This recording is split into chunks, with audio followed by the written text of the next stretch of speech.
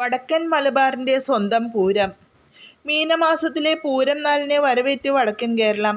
മീനമാസത്തിലെ കാർത്തിക നാൾ തൊട്ട് 9 ദിവസമാണ് വടക്കൻ കേരളത്തിലെ ചന്ദ്രഗിരി പുഴയ്ക്കും കണ്ണൂർ വളപട്ടണം പുഴയ്ക്കുമിടയ്ക്കുള്ള പ്രദേശങ്ങളിൽ പൂരം ആഘോഷിക്കാറുള്ളത്. പൂവിളികളും പൂരക്കളിയുമായി ഈ ദിവസങ്ങളിൽ വലിയ ആഘോഷങ്ങളാണ് നടത്തപ്പെടാറുള്ളത്. ഇന്നേ ദിവസങ്ങളിൽ ചില പ്രത്യേക പൂക്കളെ കൊണ്ട് കാമദേവ രൂപം ഉണ്ടാക്കി കന്യകമാരായ പെൺകുട്ടികളാണ് കാമദേവാരാധനയിൽ പങ്കെടുക്കുക.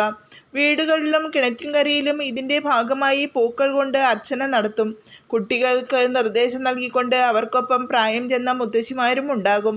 പൂരം കുളിയുടെ അവസാന ദിവസം വലിയ കാമദേവനെ ഉണ്ടാക്കി കണ്ണെഴുതി എണ്ണ തേച്ച് മുങ്ങിക്കുളിച്ച് പുതിയ വസ്ത്രം ധരിച്ച് കൈനിറയെ വളയണിഞ്ഞാണ് പെൺകുട്ടികൾ പൂരം ആഘോഷിക്കാറുള്ളത്.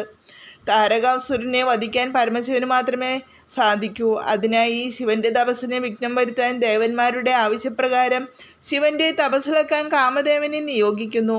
പാർവതി ദേവി ശിവപൂജയ്ക്കായി കൈലാസത്തിലെത്തിയ സമയം നോക്കി കാമദേവൻ തൻ്റെ ആവനാഴിയിലെ പഞ്ചബാണങ്ങളിലൊന്ന് ശിവന്റെ നേരെ തൊടുത്തു. ഇതോടെ ശിവന്റെ തപസ്സിന് വിഘ്നം വന്നു. ഇതോടെ കോപാകുലനായ ശിവൻ തപസ്സിന് വിഘ്നം വരുത്തിയ കാമദേവനെ 3-ാം കണ്ണ് തുറന്ന് ദഹിപ്പിച്ചു. ഇതിൽ കാമദേവൻ ഇല്ലാതായി. ഇത് മാനവരാശിയുടെ നിലനിൽപ്പിന് ഭീഷണിയായി. പരിഹാരത്തിനായി കാമദേവന്റെ പത്നി രതി പരമശിവനെ സമീപിച്ചു. ചൈത്രമാസത്തിലെ ആദിത്യനായ മഹാവിഷ്ണുവിനെ പൂക്കളർപ്പിച്ചു പൂജിച്ചാൽ കാമദേവൻ പുനർജനിക്കുമെന്നും പരമശിവൻ അറിയിക്കുന്നു.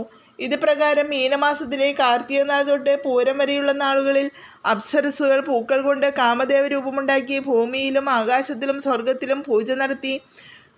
പൂജയുടെ ഫലമായി കൃഷ്ണപുത്രനായി കാമദേവൻ പുനർജനിച്ചുവെന്നാണ് പുരാണം.